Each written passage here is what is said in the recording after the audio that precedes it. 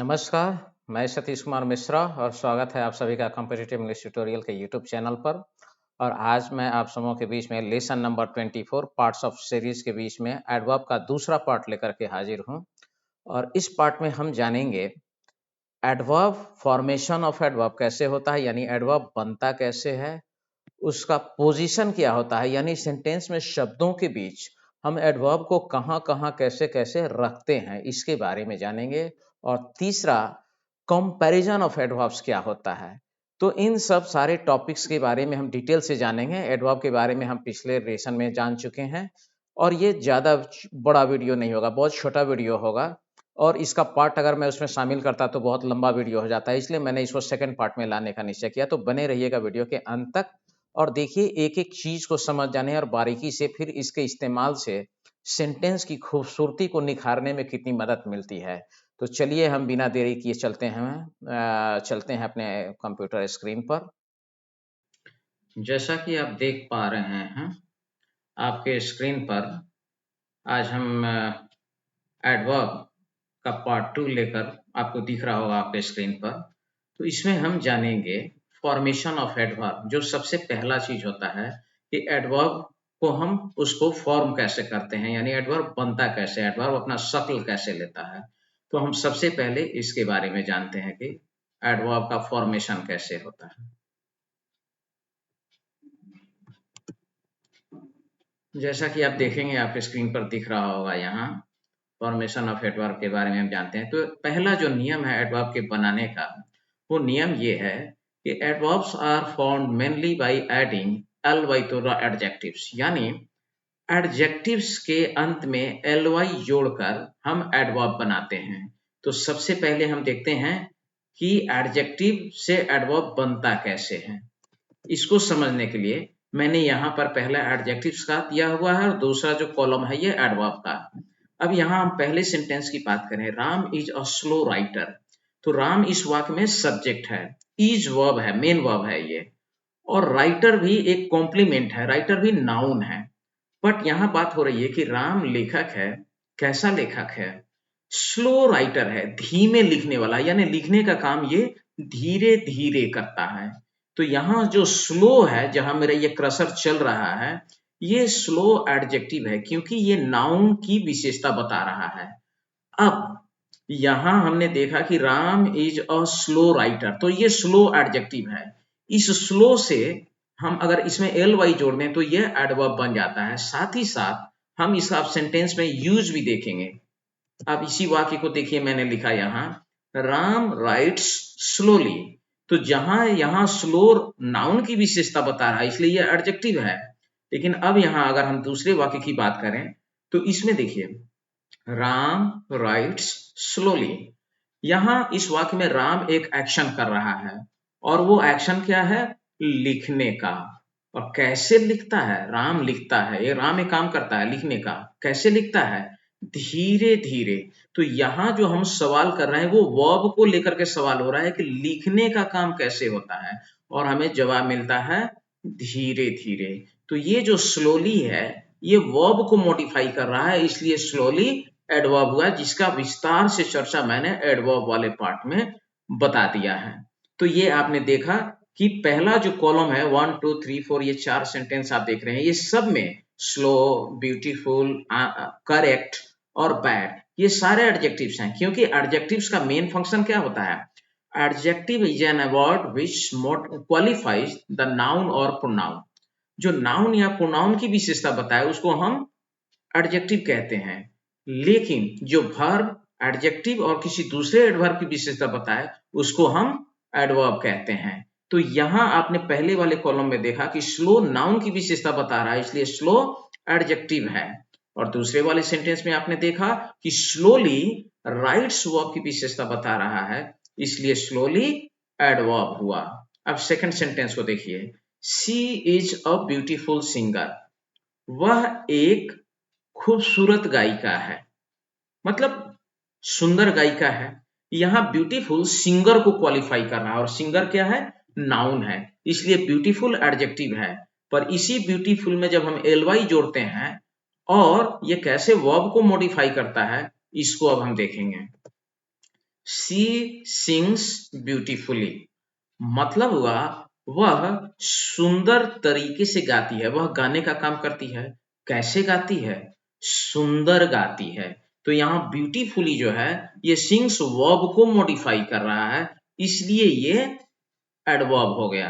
ठीक उसी तरीके से देखिए, योर आंसर इज करेक्ट, यहाँ करेक्ट जो है वो आंसर को क्वालिफाई कर रहा है, और आंसर नाउन है इसलिए करेक्ट एडजेक्टिव है।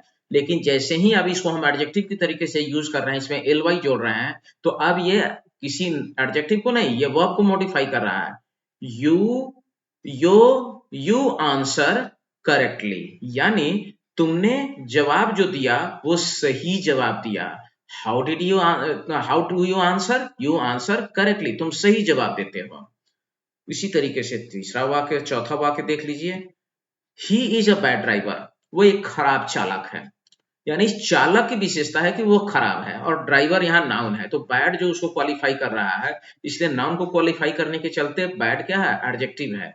लेकिन अब आगे देखिए, ही ड्राइव्स बैडली, वह खराब तरीके से चालन करता है, यानी गाड़ी चलाने का काम वो अच्छे से नहीं करता है, खराब तरीके से करता है। तो यहाँ बैडली क्या हो गया? एडवर्ब हो गया, ये मॉडिफाई कर रहा है वर्ब को। तो इस पहले वाले सारे कॉलम में अगर आप देखेंगे तो सेम वर्ड जो अब अपने नॉर्मल फॉर्म में है, किसी नाउन को क्वालिफाई करने के कारण ये सब एडजेक्टिव है। लेकिन अगर दूसरे कॉलम की अगर हम बात करें तो इन सारे कॉलम में ये वर्ड्स जो हैं इसमें एल वाई जुड़ा हुआ है और ये वर्ब को मॉडिफाई कर रहा है, इसलिए ये एडवर्ब हुआ। तो आपने देखा एडवर्ब का फॉर्मेशन। आगे चलिए अब हम चलते हैं। दूसरा है कि एडजेक्टिव का अंतिम अक्षर यदि वाई हो तो उस वाई को आई में बदलते हैं और तब उसमें एल वाई जोड़ करके उसका एडवर्ब बनाते हैं।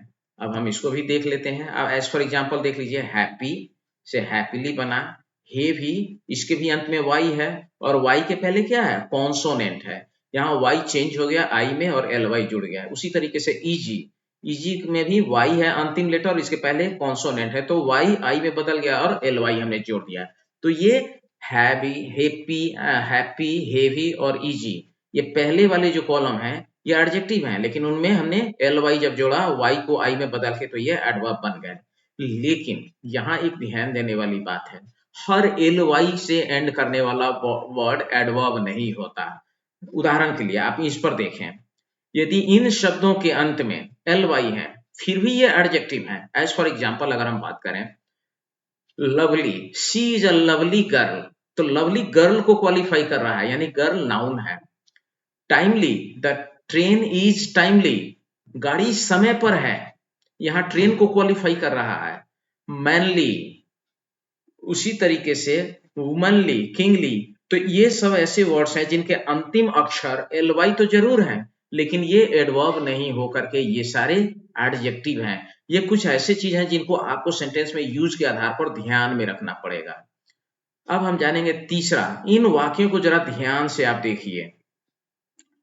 Ram is a driver. अब यहां हम सेम वर्ड, पहले तो हमने देखा कि सबसे पहले वाले एग्जांपल की अगर हम बात करें तो स्लो राइटर, यहाँ स्लो एडजेक्टिव था, लेकिन राम राइट स्लोली, यहाँ स्लोली ने अपना रूप भी बदला और फंक्शन भी बदल दिया। अब पहले नाउन को क्वालिफाई कर रहा था, यहाँ भी वर्ब को क्वालिफाई कर रहा है, इसलिए ये एडवर्ब है। लेकिन अगर सबसे अंतिम वाले बात में हम देखें तो आप देखेंगे कि एक ही वर्ड अब इसका रूप नहीं बदल रहा है, सिर्फ फंक्शन बदल रहा है। हम पहले वाले वाक्य में देखें, Ram is an early riser, इसमें अर्ली क्या है?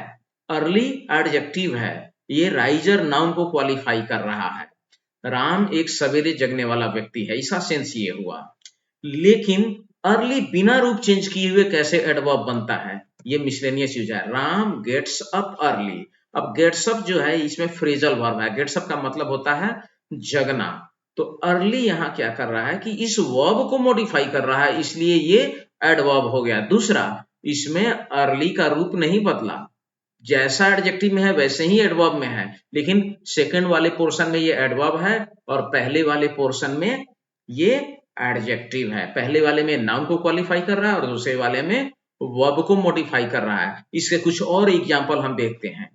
और ये बहुत इंपॉर्टेंट है एग्जामिनेशन में, ये कंफ्यूज करने के लिए सैनिक स्कूल और आर्मी मिशन में ऐसा सवाल डालता है। He is a hard worker, यहाँ वर्कर नाम को क्वालिफाई कर रहा है हार्ड, इसलिए हार्ड एडजेक्टिव है। लेकिन जब हम कहते हैं ही वर्क्स हार्ड, वो कैसे काम करता है, बहुत कठिन मेहनत करता है। तो यहाँ पर हार्ड जो है ये वर्क्स वर्ब को मॉडिफाई कर रहा है, इसलिए ये एडवर्ब हो गया। ठीक ऐसा ही एग्जांपल देखिए, Sita is a fast runner, Sita तेज धाविका है यानी तेज दौड़ने वाली है। लेकिन वही चीज देखें तो Sita runs fast, how does Sita run fast, यानी वर्ब को मॉडिफाई करने के चलते यहां फास्ट क्या हो गया, एडवर्ब हो गया। आगे चलिए हम देख लेते हैं, ड्रॉ अ स्ट्रेट लाइन, कैसा लाइन, लाइन नाउन है, सीधा लाइन, सीधी लाइन। और जब हम कहते हैं draw the line straight, line को खींचो, कैसे खींचो, सीधी खींचो। अब यहाँ स्ट्रेट क्या हो गया, एडवर्ब हो गया। यानी आपने देखा कि ये वर्ड अपना रूप नहीं बदल रहे हैं, फिर भी एक जगह एडजेक्टिव और दूसरी जगह एडवर्ब हो जा रहे हैं। तो ये बारीकी होती है, इस बारीकी को समझना जरूरी होता है, ये समझना चाहिए। तो इस तरीके से हमने इसके मिसलेनियस यूजेज को देखा।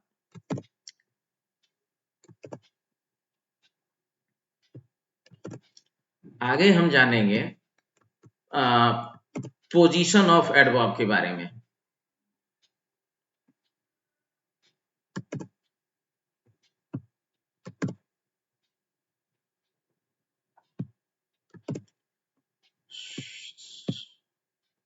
बिना देरी किए हुए पढ़ते हैं, पोजीशन ऑफ एडवर्ब ये क्या होता है। एडवर्ब को मतलब हम कहां कहां लगाते हैं। तो सबसे पहला कि जब एडवर्ब किसी इंट्रांजिटिव वर्ब का गुण बताए तो उस वर्ब के उसे हम उस वर्ब के तुरंत बाद रखते हैं। इसको भी हम एग्जांपल से अभी समझ लेते हैं। जैसे they walk slowly, walk intransitive verb है। He sleeps soundly, sleeps intransitive verb है। दे रन क्विकली, यहाँ ये सारे इंट्रांजिटिव वर्ब्स हैं। तो जब भी एडवर्ब किसी इंट्रांजिटिव वर्ब को क्वालिफाई करे, मॉडिफाई करे, तो हम उसे इंट्रांजिटिव वर्ब के तुरंत बाद रखते हैं।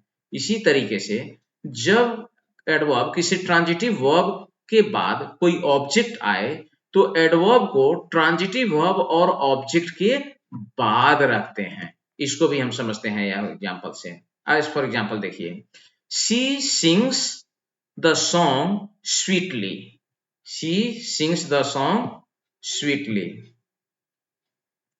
यानी वह गीत सुंदर गाती है। यहाँ सिंग्स वर्ब है, सॉन्ग ऑब्जेक्ट है। तो हमने एडवर्ब को ऑब्जेक्ट और ट्रांजिटिव वर्ब प्लस ऑब्जेक्ट के बाद रखा है। he drives the car carefully, he caught the ball quickly, यहाँ ये सारे वर्ड्स जो हैं ये ट्रांजिटिव वर्ब और ऑब्जेक्ट जब दोनों आया है तो हमने एडवर्ब को ट्रांजिटिव वर्ब और ऑब्जेक्ट दोनों के बाद रखा है। तीसरा क्या कहता है, एडवर्ब ऑफ फ्रीक्वेंसी यानी ऑलवेज, नेवर, ऑफन, इसको हम प्रिंसिपल वर्ब के पहले रखते हैं। इसको भी हम एग्जांपल से देखते हैं।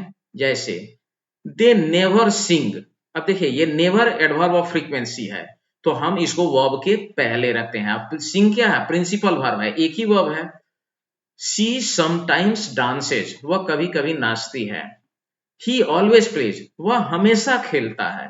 तो जब भी प्रिंसिपल वर्ब यानी एडवर्ब ऑफ फ्रीक्वेंसी आए, एडवर्ब ऑफ फ्रीक्वेंसी को हमेशा प्रिंसिपल वर्ब के पहले रखा जाता है, लेकिन वर्ब टू बी के बाद रखते हैं। प्रिंसिपल वर्ब के तो पहले रहेगा लेकिन वर्ब टू बी के बाद इसको हम रखते हैं। इसको भी उदाहरण से समझते हैं। He is never late, अब यहाँ is ये हेल्पिंग वर्ब है, वर्ब टू बी का फॉर्म है। You are always ready, तुम हमेशा तैयार रहते हो। I am often busy, यहाँ often जो है ये नेवर, ऑलवेज, ऑफन ये सारे एडवर्ब ऑफ फ्रीक्वेंसीज हैं और एडवर्ब ऑफ फ्रीक्वेंसी को वर्ब टू बी के बाद रखते हैं। लेकिन प्रिंसिपल वर्ब अगर है वाक्य में तो आमतौर पर उसके पहले रहता है, लेकिन वर्ब टू बी अगर है, ये भी यहाँ पर एक तरीके से देखा जाए तो इस वाक्य में ये सब सारे प्रिंसिपल वर्ब ही हैं, लेकिन ये वर्ब टू बी हैं तो वर्ब टू बी के बाद हम उसको रखते हैं।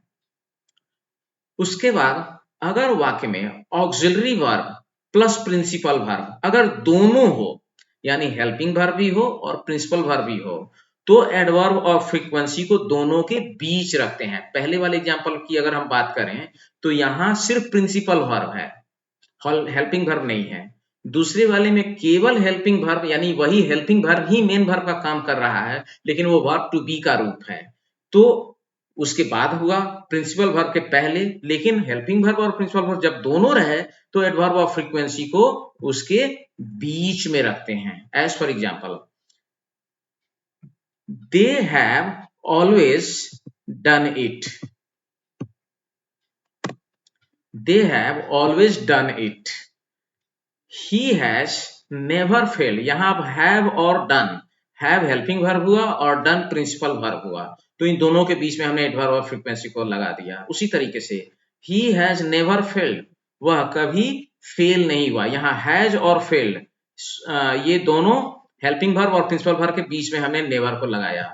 आगे देखिए, she is sometimes cheated, वो कभी कभी ठग ली जाती है यानी ठगी जाती है। तो यहां अगर हम बात करें तो आप देख रहे हैं कि इज हेल्पिंग वर्ब है और चीटेड प्रिंसिपल वर्ब है। तो जब हेल्पिंग वर्ब और प्रिंसिपल वर्ब हो तो एडवर्ब ऑफ फ्रीक्वेंसी को दोनों के बीच में हम डालते हैं। एक और चीज देखिए, एडवर्ब ऑफ डेफिनिट टाइम, जैसे यस्टरडे, टुडे, टुमारो, इन 2020, ये सब डेफिनिट टाइम होते हैं, एडवर्ब ऑफ डेफिनिट टाइम। इनको अक्सर वाक्य के अंत में रखा जाता है। इसको भी एग्जांपल से देखते हैं। आई प्लेड देयर यस्टरडे, मैं वहां कल खेला, सिंपल सी बात है। दे विल कम टुडे, वे लोग कल आएंगे। She will sing tomorrow, sorry वे लोग आज आएंगे। शी विल सिंग टुमारो, वो कल गाएगी। ही पास्ड मैट्रिक इन 2020, उसने मैट्रिक 2020 में पास किया। इसमें आप देख रहे हैं कि एडवर्ब ऑफ टाइम को वाक्य के अंत में रखा गया है। तो डेफिनिट एडवर्ब ऑफ टाइम अक्सर जो होते हैं वो वाक्य के अंत में रखे जाते हैं, लेकिन जब समय को इम्फैटिक बनाना हो, जोरदार बनाना हो, विशेष उस पर जोर देना हो यानी समय पर विशेष जोर देना हो, तब उसको वाक्य के शुरू में रखते हैं। और इस तरीके से अगर हम इसको देखें तो ये वाक्य यहाँ जब समय पर जोर देना हो या उसको महत्वपूर्ण बनाना हो तो ये वाक्य के शुरू में भी इसको रखा जा सकता है। As for example, yesterday I played there, इसका मतलब हुआ कल मैं वहां खेला। टुडे दे विल कम, आज वे लोग आएंगे। टुमारो शी विल सिंग, कल वह गाएगी। इन 2020 ही पास मैट्रिक, 2020 में उसने मैट्रिक पास किया। यहां समय को प्रमुखता में रखा जा रहा है, इसलिए इसको हम पहले रखें। तो एडवर्ब ऑफ टाइम के बारे में एक कॉन्सेप्ट क्लियर हो गया कि हम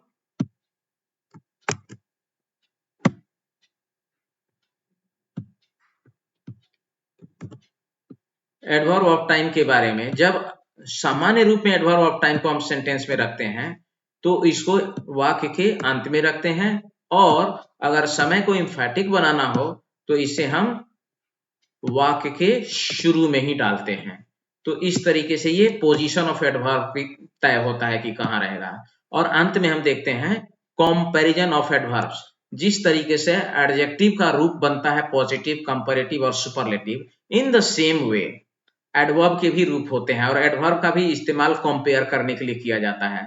तो जो सबसे पहला है कि पॉजिटिव डिग्री में एडवर्ब का अगर एक ही सिलेबल का एडवर्ब हो तो उसमें ईआर जोड़ करके कंपैरेटिव बनता है और ईएसटी जोड़ करके सुपरलेटिव बनता है। इसको भी हम एग्जांपल से देखते हैं। तो ये आप देखिए, आपके स्क्रीन पर दिख रहा होगा, soon sooner soonest, high higher highest, fast faster fastest. तो ये जो हुए ये हमारे पॉजिटिव से कंपैरेटिव और सुपरलेटिव बनाने का तरीका हुआ एडवर्ब का।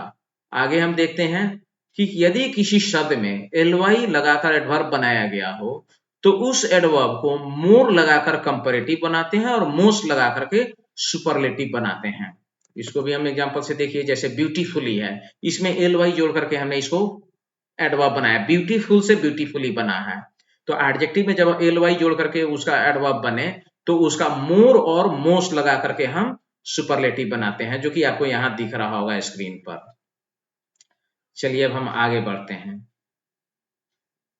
कुछ एडवर्ब्स के कंपैरेटिव और सुपरलेटिव जो होते हैं वो इरेगुलर होते हैं, यानी इल, इलर, इलेस्ट नहीं कहेंगे, इल बेटर बेस्ट होता है, लेट, लेटर लास्ट होता है, लिटिल, लेस, लीस्ट होता है। कुछ ऐसे हैं जिनको याद करना पड़ता है, ये इस तरीके से ही काम करते हैं। तो इस तरीके से अगर हम देखें तो एडवर्ब के बारे में ये मुख्य बातें हैं। अगर इतनी जानकारी किसी बच्चे को हो जाए तो कोई भी कंपटीशन उसको निकालना आसान होगा और एडवर्ब के बारे में किसी प्रकार का कंफ्यूजन नहीं रहेगा।